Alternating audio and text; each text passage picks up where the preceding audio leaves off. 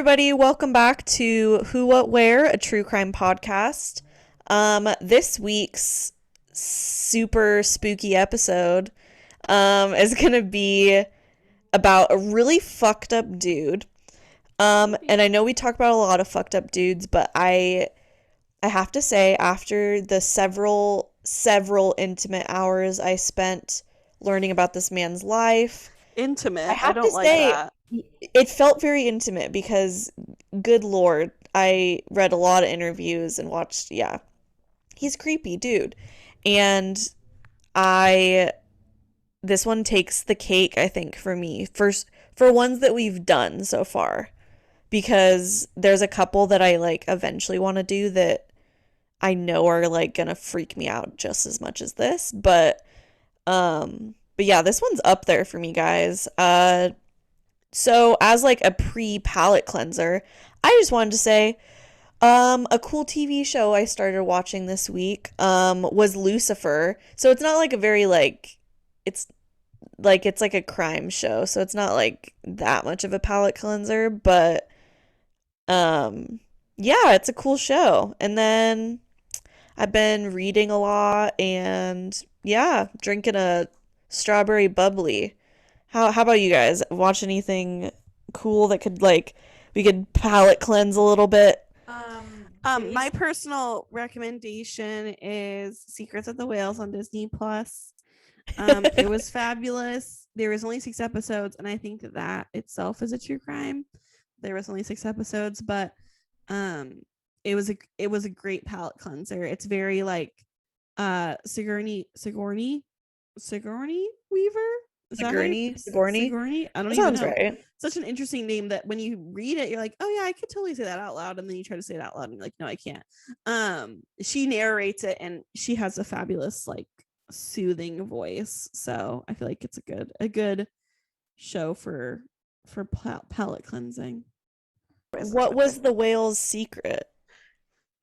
I mean, it was actually super heartwarming. It was essentially about like the secrets that whales keep and how they're actually like really smart animals, and they kind of feed off the other people, or not other people, the other whales, like in their pod. And like there was this one of the episodes was about orcas, and they talked about how, like the orcas pass on this knowledge of like how to hunt sea lions on land instead of in the water. So like they'll like basically like shoot themselves on the land, and hope that they don't get stuck, obviously. But it's like only certain whales even try that behavior because their like grandma or whatever, their grandma whale taught them how to do it. You know what I mean? So Whale. the secrets are that there are, oh yeah, there's only 4 episodes, and it is Secrets of the Whales, and is fabulous. It's on Disney Plus, so unfortunately you have to pay for that.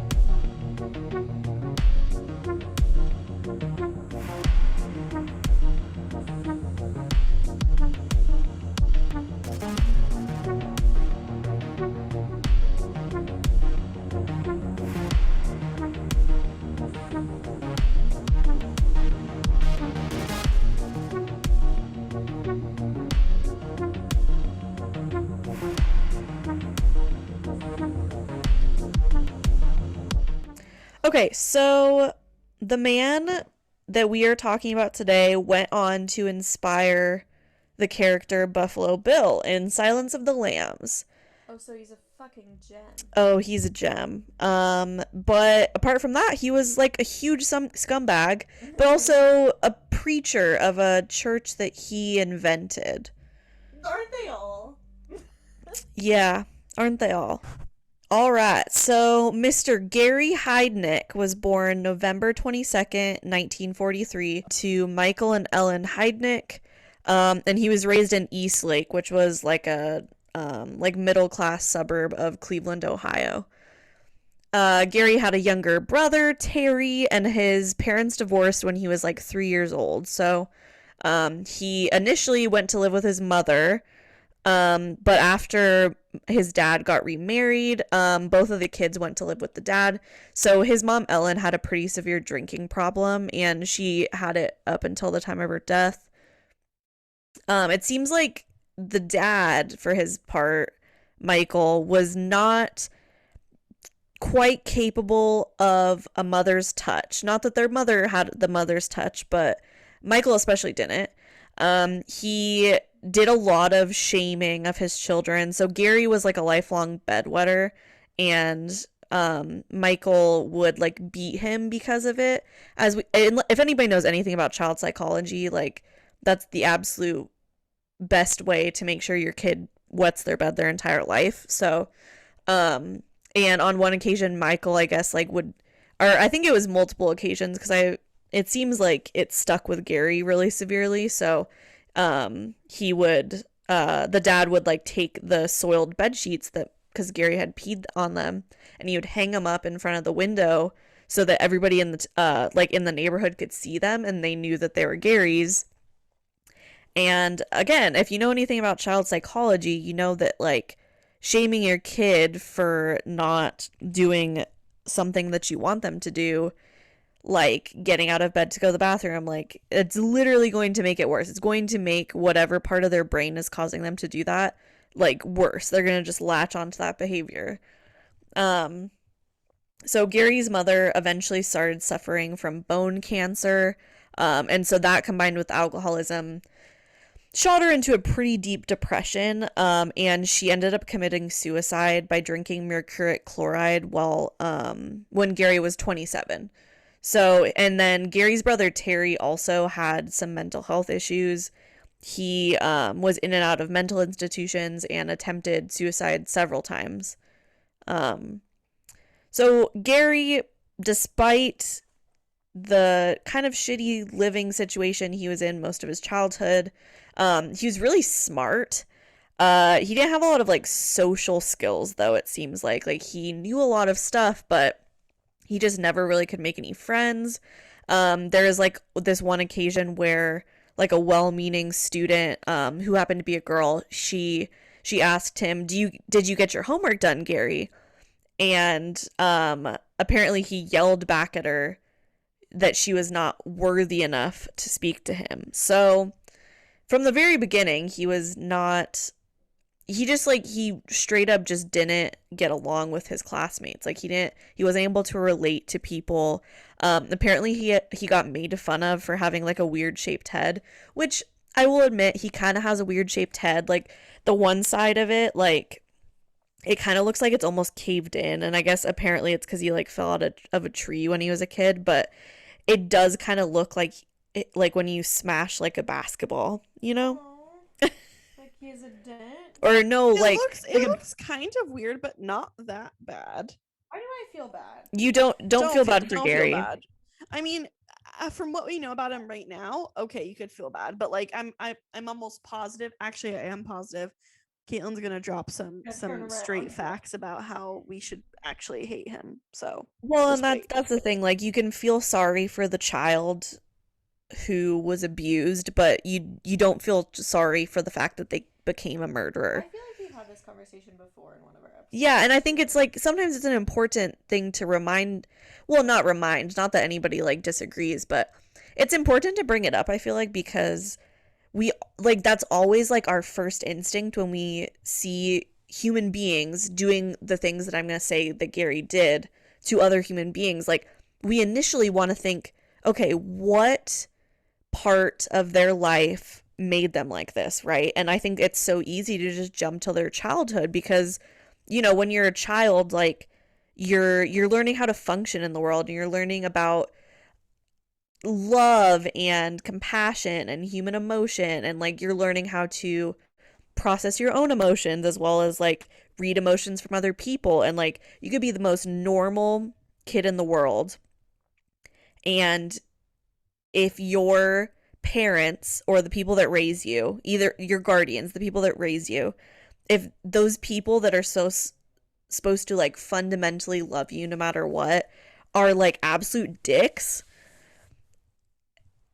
it doesn't mean you're gonna be a serial killer, but like I feel like, you know, that makes sense because that's such a pattern with serial killers that they had like really shitty parents. Like it's almost like right. I mean, it really just coincides proves with serial killers. that the nurture. Yeah. yeah, the nature versus nurture comment that like there probably is a little bit to nature, but then also like if your parents hate you, then you're probably going to Right, become a like serial killer or do some crappy things in your life, even if it's not. So, and I will say too, like there are a lot of people that have crappy parents that don't become serial killers, and in that right, case, I exactly. would argue that that's a case where probably they didn't have anything like the nature side like wrong with them. It was just nurture versus like someone who does become a serial killer has a little bit of both of those things. Uh Gary Heidnik was believed to have an IQ like in the 140 range. So anywhere from like I've seen anywhere from like 135 to 150. This is extremely high if anybody is familiar with the IQ system. So 100 is considered average intelligence. So the this type of statistic that they use is like it's parts out of 100. So if anything below 100 is like lower than average and anything above 100 is higher than average. I believe 135 is when you can be part of that Club. that club that you have to have a high, I don't remember what it's called, but um so he was a really smart dude. Even though he didn't really have any social skills. At age 14, Gary self-enrolled at Staunton Military Academy in Virginia.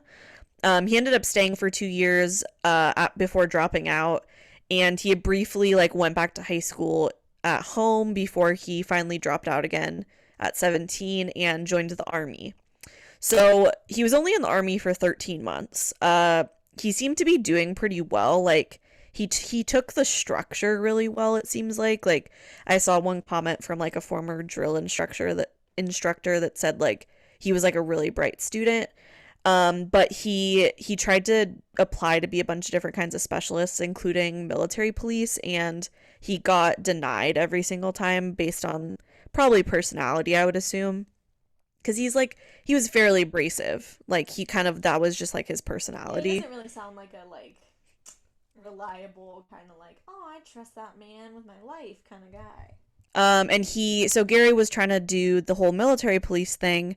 But yeah, he kept getting denied for anything like that. And he eventually got shipped out to West Germany, where he ended up finishing his GED for high school. In August of 1962, Gary began complaining of like severe headaches, dizziness, and nausea. A military neurologist diagnosed him with gastroenteritis and recognized that Gary also had some form of mental illness at the time.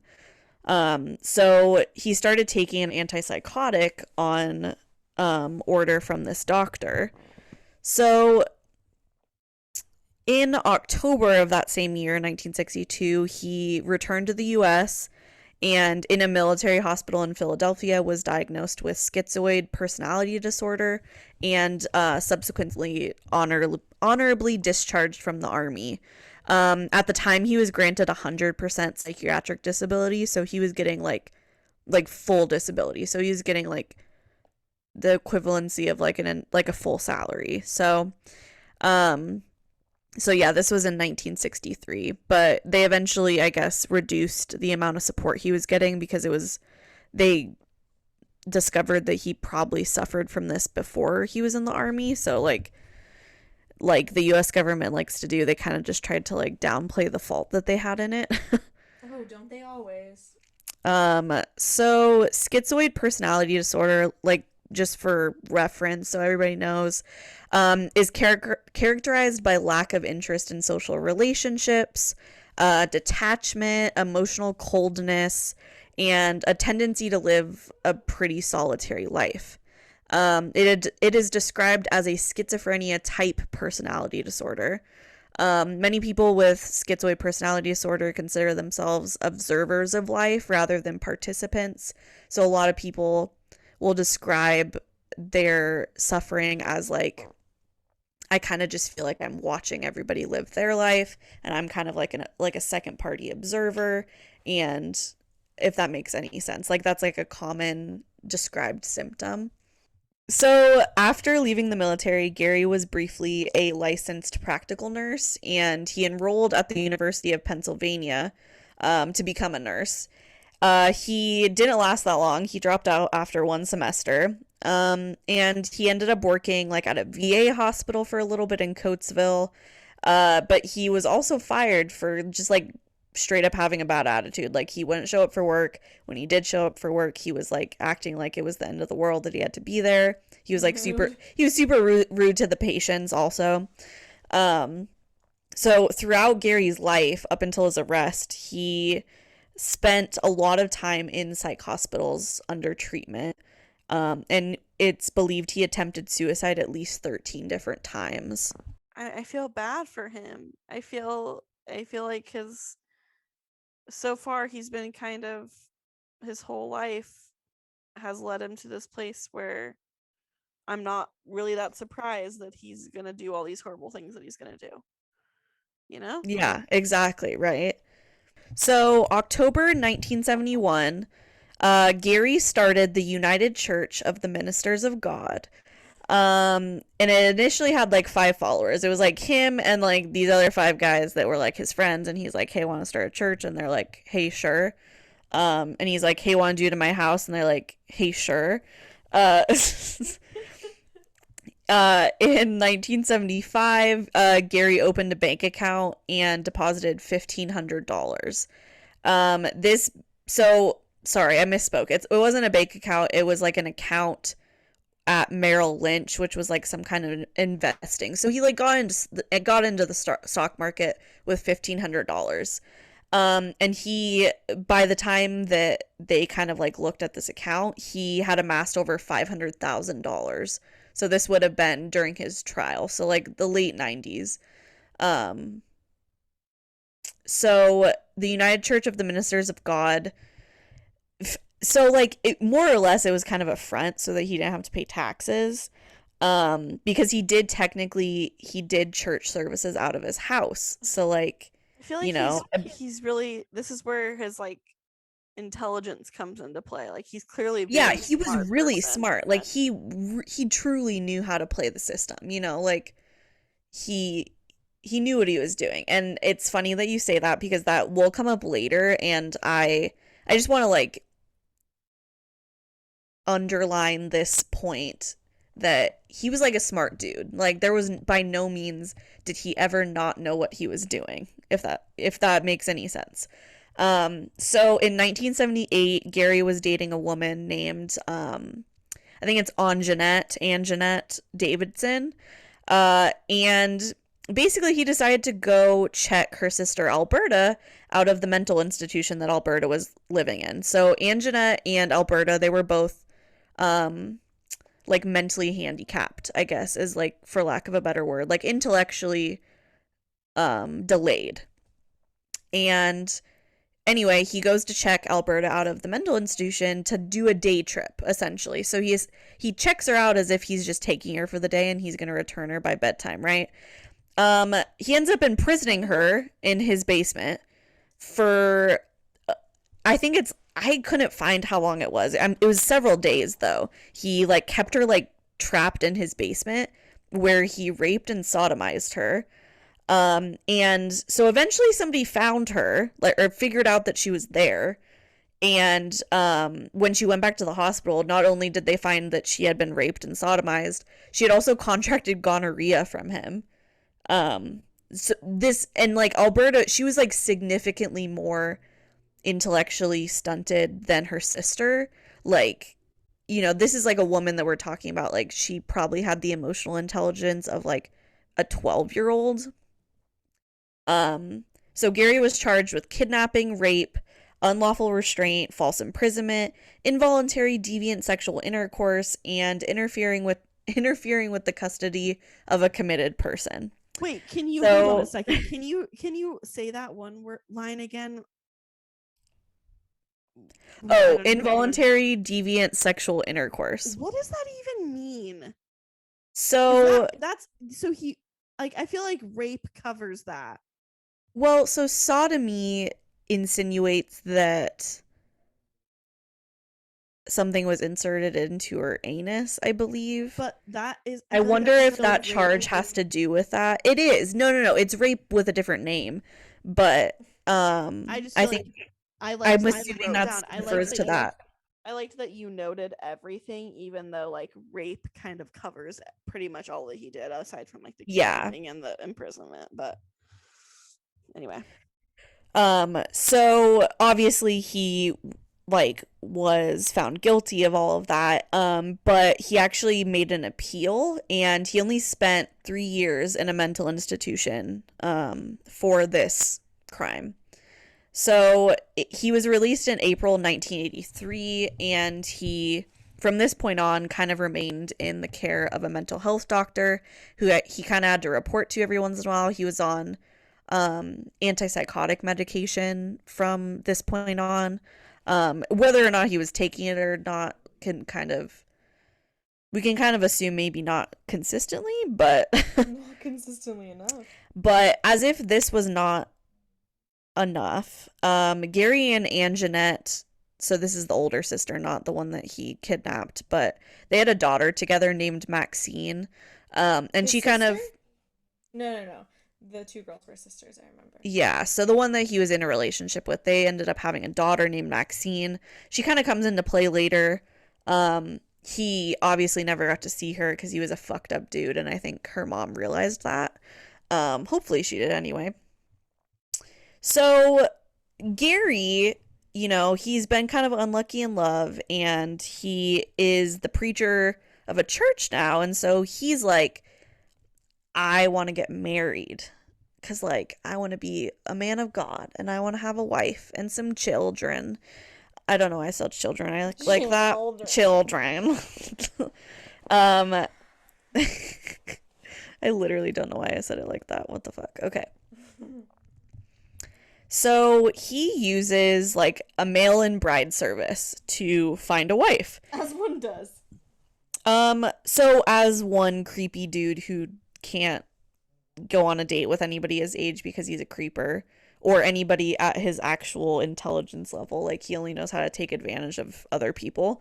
Anyway, he meets this lady named Betty Disto. They spoke for 2 years by mail before she arrived in 1985 from the Philippines. They got married October 3rd, 1985 in Maryland. So throughout their marriage, poor Betty, Gary would regularly force her to watch him have sex with other women. Rude. He was very like outwardly having multiple affairs, and Disto also like later claimed that he would regularly rape her. He actually was charged for this at one point. He didn't spend like any time in jail. He was charged for marital rape. Which apparently is not as bad as other rape. Yeah, well, I mean, I guess in the court of law they distinguish it, so. But yeah, he was like found guilty of it, but it doesn't seem like he spent any time in jail. The couple split in January of 1986, so they were only together for like 4 months. But apparently before this happened, Heidnik had accidentally impregnated her. So he didn't even know she was pregnant when they split up in January, and she like filed for child support like the following year when the son was born. His name was Jesse John Disto. Obviously, Gary never met him because Gary was a psycho, and I'm sure the mom wanted to stay as far away from him as possible. But he did have to pay some child support. So, Gary had 2 more children with 2 other women. We'll get to it later, but they both complained that he had like a lot of weird sexual fantasies, and he would like kind of confine them and chain them up, and he was really into kind of honestly like chaining them up and tying them up, which by itself probably wouldn't be as concerning, but this is Gary, so it is concerning. So November 25th, 1986.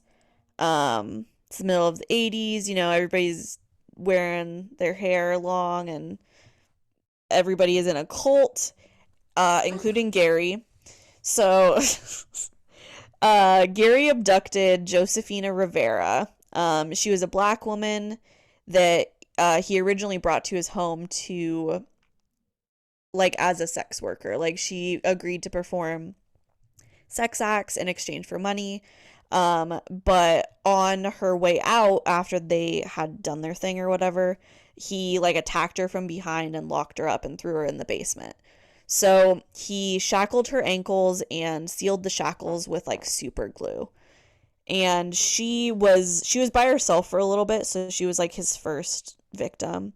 And yeah, he had this, like, pit in his basement that he would cover with, like, a piece of plywood, and he would weigh it down with stuff so that she couldn't escape. So she could, like, for a long time she was, like, literally in a hole in the ground, and she couldn't really see anything. Or I mean, I'm trying to imagine how terrifying that would be, to be in, like, a hole that you can't even sit up in it. It's like you're gonna be laying the entire time, and it's literally a piece of plywood, and there's stuff stacked on top of it. So every once in a while you'll get, like, a glimpse of light, but You'd feel very trapped yeah, because you were. does not sound like a fun time.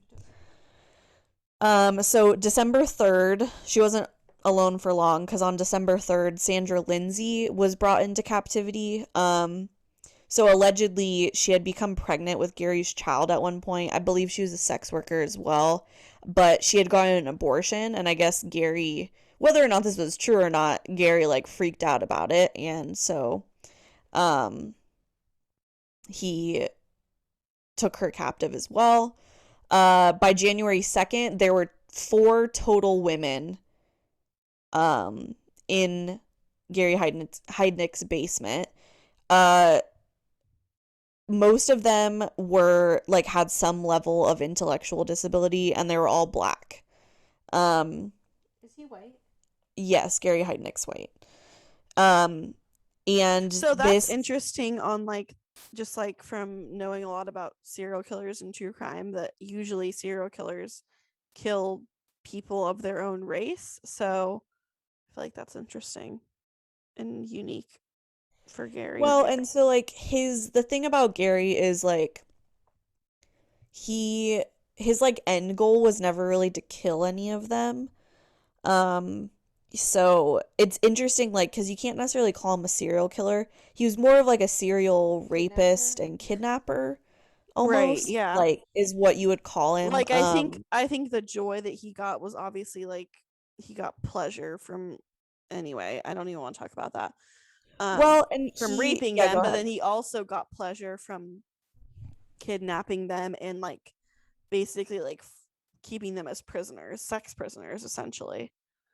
Yeah, I mean, that's what they were, essentially. So he was creating, like, his own.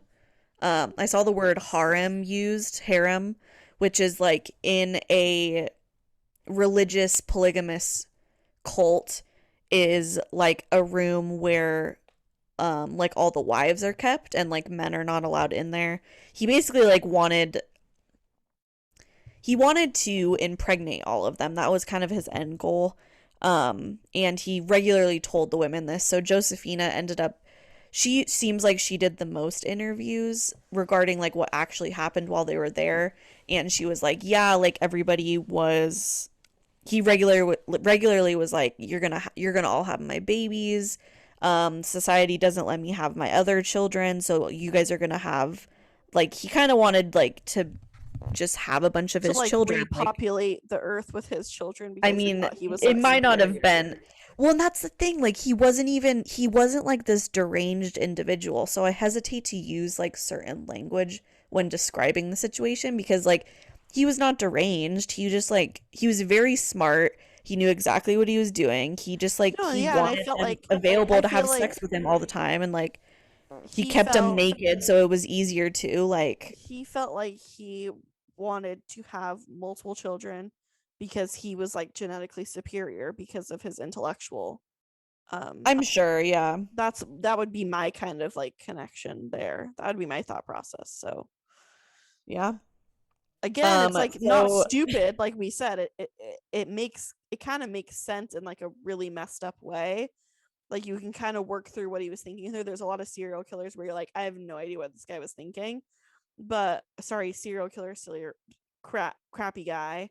There's a lot of crappy men that I feel like you can walk through, like, oh, I understand. Like, I have no clue why they did that, but this guy, you're like, I understand. Like, you can kind of connect the dots, I guess. Yeah. So the home of Gary Heidnik and the subsequent basement where he ended up imprisoning women came to be known as like the House of Horrors. It was at 3520 North Marshall Street in North Philly. So by January 2nd of 1987, Josefina, Sandra Lindsay, who was 24 and abducted on December 3rd, Lisa Thomas, who was 19 and abducted on December 23rd, and Deborah Dudley, who was 23 and abducted on January 2nd, were all being held captive in Gary Heidnick's basement. So every time that Gary left the house, he had to leave somebody in charge just to make sure that nobody did anything funny. And basically he was like, he left somebody in charge of telling him when he got back, like if anybody tried to escape, if anybody was doing any funny business. Apparently though, if anybody was bad, obviously they got beat, obviously. But the person in charge said everybody was fine and nobody did anything wrong, they would get beat instead. So he's kind of like, I'm using this as an example because he kind of wanted them to all turn on each other. Like he wanted them to police each other so that he didn't have to as much. Like he kind of wanted them to police each other out of fear of him, if that makes sense. Well, or like it's almost like he wanted to pit them against each other. So like they felt like almost like jealous if they got his attention, or like, I don't know, in a weird messed up way, because we already messed It was. I mean, there was a lot of Stockholm syndrome going on here. Or even he wanted them to not trust each other because then they could like gang up on him, sort of situation. Yeah. Maybe. Yeah, definitely. I don't know. Well, and there's like a reason that he kind of seems like he targeted women who were considered like less intelligent, or he considered them less intelligent at least. But I mean, pretty easily, like obviously due to the severe beatings that he put them through, they kind of after a while just probably stopped fighting back, like as one would. And I think to an extent of course they wanted to get out, but also they were like, at least he's not killing us. I mean, he did end up kind of starting doing some more intense torture. So on January 18th, 1987, Gary abducted Jacqueline Askins, who was only 18, and she was the youngest victim. She ends up being like pretty vocal in interviews later on when they get out. She later reported that she's one of the people that if you Google Gary Heidnik, like she comes up like all the time, like video interviews of her. Yeah, and she it seems like she had like a pretty good head on her shoulders, and she was like the kind of woman that like she was trying to keep everybody else safe, but she also like she understood the gravity of the situation. So she later in an interview said that Gary like duct taped their mouths shut usually so they couldn't talk to each other. And apparently Josephina, who she was like the original victim, and she was pretty significantly manipulated into kind of being on Gary's side sometimes, because she kind of got later on, she got special like privileges almost, because she would like rat on the other women, and she didn't really fight back. Like she wasn't fighting back nearly as hard, and so he kind of rewarded her for that. But anyway, she told Gary once that like the women while he was gone were trying to conspire to like sneak out. And so Gary was like, well, how do I stop them from talking to each other? Because if they're conspiring, that's how they're gonna like fight their way out of here. So he stabbed screwdrivers in all of their ears to attempt to deafen them, basically, so that they couldn't hear each other talking, so they couldn't conspire. So some of Gary's victims died pretty quickly due to absolutely brutal living conditions. He left them like partially or fully naked pretty much all the time. At this point, They are they were still like in a hole in the ground? so no, they're kind of, I mean, they wouldn't all fit in the hole, but some of like a couple of them were chained to like pipes in the basement. They were all chained up. They were all like sitting in their urine and feces constantly. He regularly beat them, especially if they like fought back while he was raping them. And they really didn't eat that often, right? Like he kind of would like every once in a while feed them like random like leftovers from his fridge. A couple times I saw like he would just randomly come home with like a burger from like the or from the like a fast food restaurant and give it to him, but it was like so random that like there was no way that they it's so terrible because there's like no way that they knew where their next meal was coming from. Like they didn't know if they were gonna just like starve to death. Not that that's like the worst way to die when you're in this situation, but like you're very aware of it, you know. I feel like once you start, because you just slowly lose your energy when you don't have any food, let alone like clean water to drink. So and this is pretty evident in the fact that Sandra Lindsay ended up dying of starvation, as well as an untreated fever on February 7th, 1987. She was only 24 and she only lived about 2 months in captivity. Why wasn't he feeding them regularly if his purpose was to keep them as like sex slaves? See, that's like the thing, is it's kind of weird that he expected them to be healthy enough to become impregnated, because if that's what he wanted, he was going about it the total wrong way. Right. Like, so the thing about him wanting to impregnate them and like start kind of like a sister wife situation is like, it's so implausible that a man who was fairly smart like truly thought that these women would like carry healthy babies. You know what I mean? Like that just doesn't seem like, imagine. yeah. Or maybe it's almost like he was punishing them because they hadn't become pregnant yet. And Yeah, so, I mean, possibly. I mean, but then again, it comes back to like, wait, but I thought this guy was smart. Like, it seems like his intelligence is kind of like going out the window now that Hannah's smartness. now that he's gotten like the high of like abusing them. He's like, oh, I don't need to like outsmart them anymore. Like, I'm just gonna, I don't know. Seems weird. Seems like it doesn't line up. But so Sandra Lindsay, so she had a fever, and so she had stopped eating because so she kind of like stopped eating because she was sick, and so she ended up dying of starvation. But in the last couple of days before she died, Gary like tried to like force feed her, and he was actually like really upset that she wasn't keeping anything down. And so he hung her by her wrists, and that's like how she eventually died. He hung her like from the ceiling in the basement by her wrists.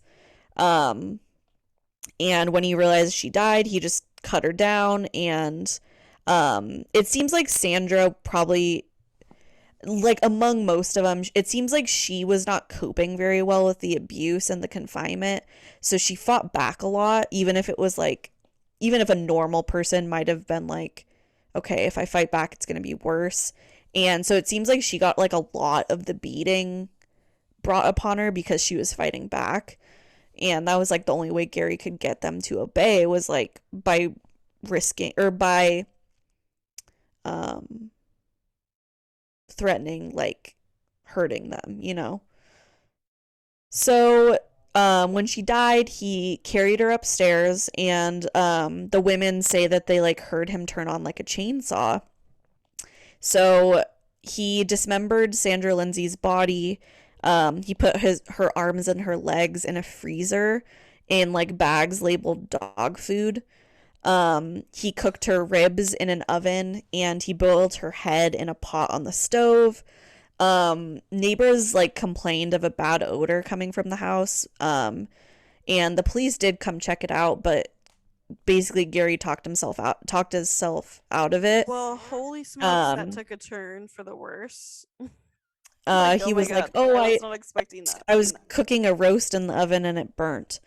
That's how he got the cops to go away. So, um, the women downstairs also in like later interviews said like, yeah, like when she died, like when we assumed that he was like boiling her body, like we could like smell it like in the basement, like in the pit. We could smell that like awful smell. So, several sources say that he actually ended up grinding up some of Sandra Lindsay's flesh, and combining it with dog food that he fed to the other victims.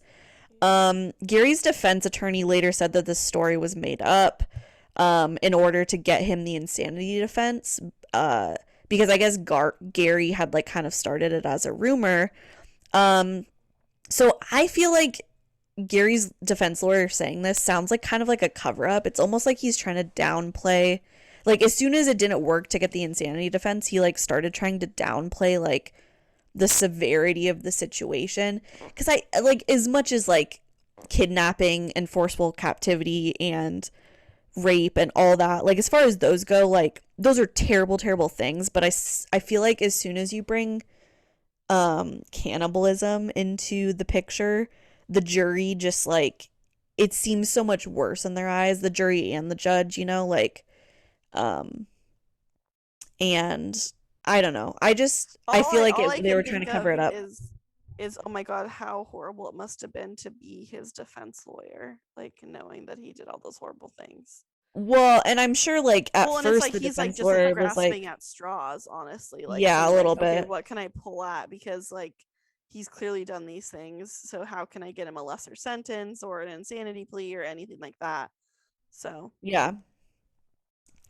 Also the reason that I think this is like entirely possible that he did feed some of Sandra Lindsay to the other victims, was they were fed like dog food like several times, because I guess on one occasion one of them was like watching TV, and because they were absolutely starving, she said about the dog food on the commercial on TV, "Oh my gosh, that looks good enough to eat," because they were literally starving.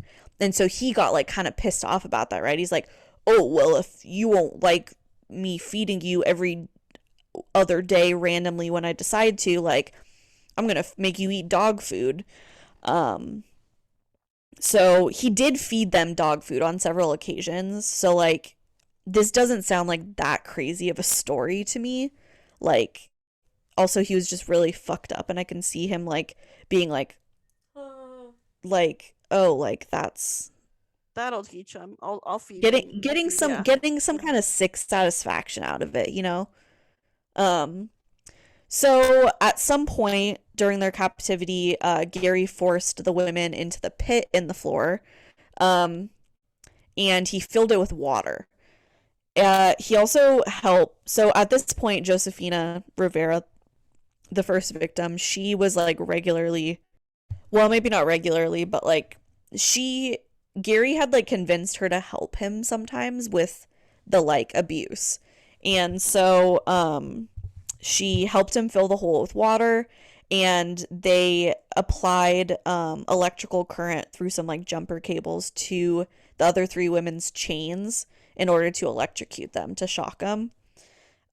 So somehow only one of them died from this. So Deborah Dudley was electrocuted to death on March 19th, 1987. Um, Gary disposed of her body in the Pine Barrens in New Jersey, which is like, it's basically like this huge like pine tree forest is what I would call it. They eventually found her body. I can't remember, like it was like a situation where like if they didn't really know where to look, I'm not surprised they didn't find it right away. So during all of these terrible things he was doing to these women, Gary Heidnik was maintaining like a pretty wealthy like man of God image. Apparently one room in his house, aka the church, was like partially wallpapered in money, which seems so like mafia to me. Like It is very mafia. That almost Yeah, seems like I a really movie. can't get this guy's vibe. Like mafia, like child So of did you look up a God, picture of him? cult leader. Yeah, I did. I mean, I don't know. It almost makes sense, I guess, that like he I don't know. He's a weirdo, He obviously. reminds me, like, he looks like he would be so manipulative. Like, he just looks like one of those guys that, like, is really smart. And so he kind of knows that he can get people to do what he wants. You know what I mean? Um, anyway, and yeah, like, at this point, his church, heavy quotes on the church, had like 50 members. um, they held church services in Heidnik's home, um, the same home with the basement with the captive women in it. And I guess like a neighbor at one point recalled that a lot of the members were like intellectually disabled in some way. So it kind of seemed like he had like manipulated a lot of them into like joining his quote unquote church. Um, and it kind of just seemed like he, as like a pretty intelligent man, like got some kind of like sick satisfaction out of manipulating people who were like very obviously less intelligent than him, you know? Basically, he would go hold church service in his house and then he would go downstairs and rape some of the women like multiple times a day because he really wanted them to get pregnant and he didn't understand how getting pregnant works, I guess. You have to have a period to get pregnant and you're going to stop having a period if you're starving to death. Uh, so Josephina, again, she was kind of cooperating at this point out of like self-preservation. And because of this, like I said earlier, she got like privileges, and some of those privileges were like she got to go upstairs sometimes and watch TV, like with Gary. And he also like occasionally would bring her upstairs and instead of raping her on the floor of the basement while everybody else was there, he would like rape her in a bed. Um, Oh my god, what a ladies' man, Gary. Oh my gosh. Stop. I feel bad laughing, but like, I oh my know. god, it's I mean, just yeah, These were obviously like these were I'm what laughing because I'm uncomfortable. he like yeah, basically like right. rewarded her with these things, you know? So, I react to trauma with humor. That's the problem here, okay? so on March 23rd, 1987, Gary and Josefina Rivera abducted Agnes Adams, who was 24. The next day, Josephina actually convinced Gary to let her go visit her family temporarily. And surprise, surprise, he actually let her. He dropped her off at a gas station and said that he'd like wait in the parking lot for her to walk to her family's house and then come back. Meanwhile, instead of going to her family's house, she walked a block away and called 911. Woo! I feel like I need to insert like that little like cheering sound here. Yeah. Yeah, or that. Yeah. So when the police arrived at the gas station, they saw the marks. Well, they first came to like where the 911 call was coming from at the box. So they arrived at the location of the 911 call and they saw like the chafe marks on her legs from the chains. And they were like, "Oh shit, maybe she's serious." So they immediately arrested Gary, who was just sitting at the gas station waiting for, his sex slave to come back. As one does. So Gary's like quote friend, Cyril Brown, who was also a church member, was also arrested, but he was released on bail in exchange for testimony. Apparently he had like witnessed Sarah Lindsay's death and her dismemberment. Like he had seen Gary do that. So in April, basically Gary's arrested. He's sitting in jail at this point rotting.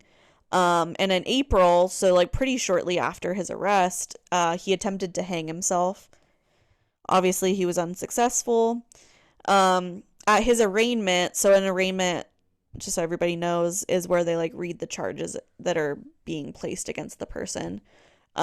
Gary claimed that the women were in the house already when he moved in, like they were just like in the basement already. Oh, and he just decided to keep Okay, them but there. like, why'd you keep them? What the? You know, Yeah, that's I the think it point, was I one of think. those drop the mic moments. I think he literally was like, "Yeah, no further explanation. That's it." Or like he really thought he did something with that statement. Like he really thought people were gonna be like, "Oh, done. Okay, case closed. You're right. Oh, Yes, in that those bitches were case, still in there." What? That makes sense. in that case, um, so Gary's counsel was headed by Charles Peruto Jr., who immediately pursued the insanity plea because I think he probably thought that was like his only hope, honestly, because like there was a lot of evidence not in Gary's favor. Like the three women in the basement were not in his favor. Um, Charles F. Gallagher was the head prosecuting lawyer, and he was able to prove the insanity plea to be completely unreasonable. Because remember, Gary was smart enough to invest all of his money and amass $550,000 in his brokerage account. So, uh, the prosecution actually got Gary's financial advisor at Merrill Lynch. His name was Robert Kirkpatrick. He testified at the Those Kirkpatricks. he testified at the trial to basically be like, yeah, Gary was like a super smart guy, and he called him, quote, an astute investor who knew exactly what he was doing. So we're at like 5 prosecution, -5 Gary at this point. Um, I like that we're keeping score.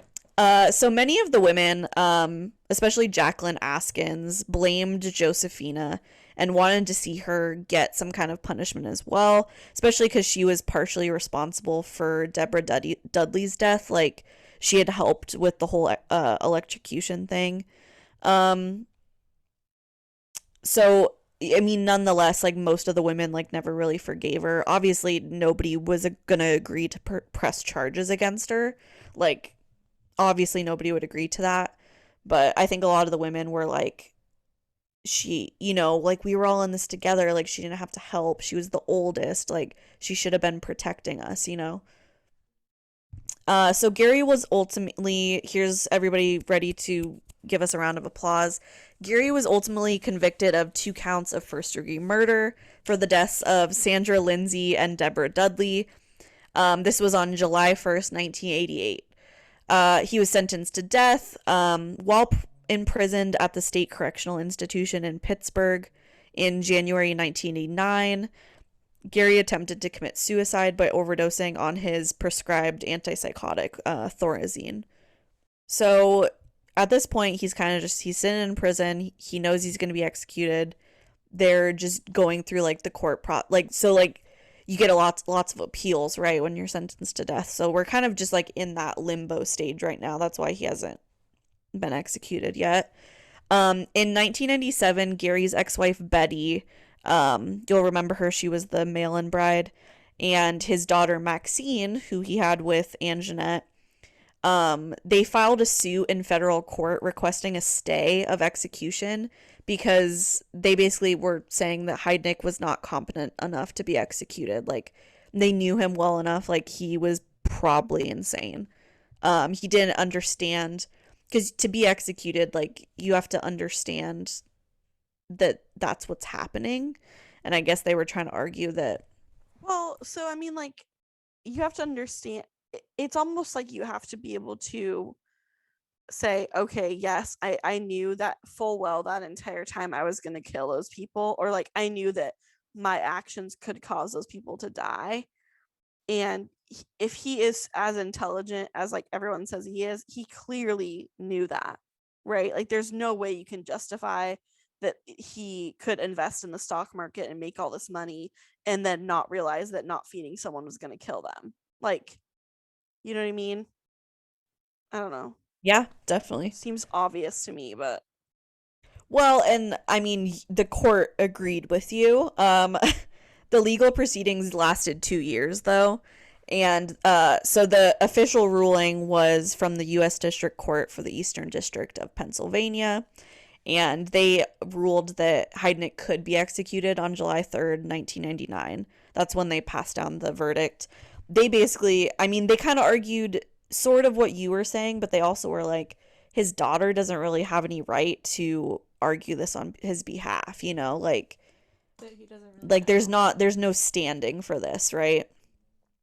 So 3 days later, Gary was executed by lethal injection on July 6, 1999, at age 55. Woohoo!